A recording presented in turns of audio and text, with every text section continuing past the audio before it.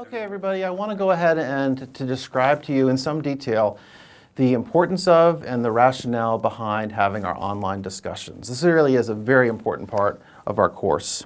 Let me tell you a little bit about it and how I conceptualize it. So participation in the discussion forums is really critical for our learning and growth in this course.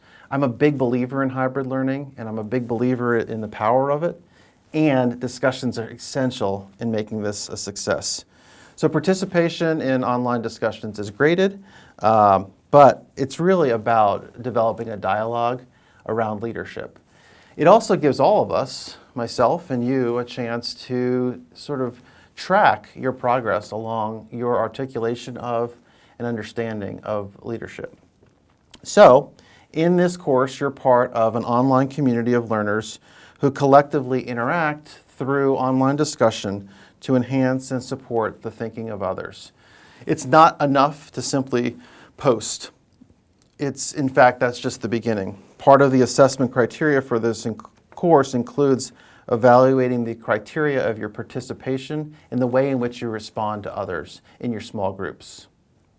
So as you know, you'll each be placed in small groups, and you'll have a chance to read, to review, and to comment on others' posts, just as they'll do for you.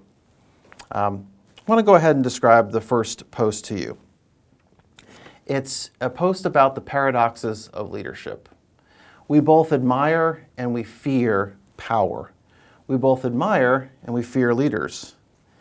We yearn for self-confident leaders, but they're also tough-minded and heroic. And yet we're also oftentimes inherently suspicious of that person who is tough-minded and heroic. We at times desire decisive hierarchical leaders, yet at other times we're desperate for consensus building. So what I want you to do is this, I want you to describe at least two paradoxes, and I'll give you a few more examples, that you've witnessed in no more than 300 words. I want you to articulate what that paradox is, and then I want you to describe how it played out in your life. So here's a few more examples.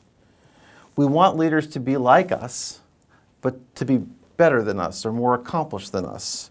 We yearn for leaders to serve the common good, but yet at the same time serve our particular interests, to agree with our perspectives. We lament the lack of leadership, yet we are often harsh critics of the leaders that we get. We want leaders to tell us the truth, but oftentimes we're upset when they tell us their truth. And we want effective political leadership, yet many people would say they wish they could have leadership without politicians. And so those are a few examples of paradoxes. You can pull from those. If you have your own, you can pull from one of those. But what I'm asking you to do is to describe two of those and give examples in your real life of how that has occurred in about 300 words. I look forward to reading it.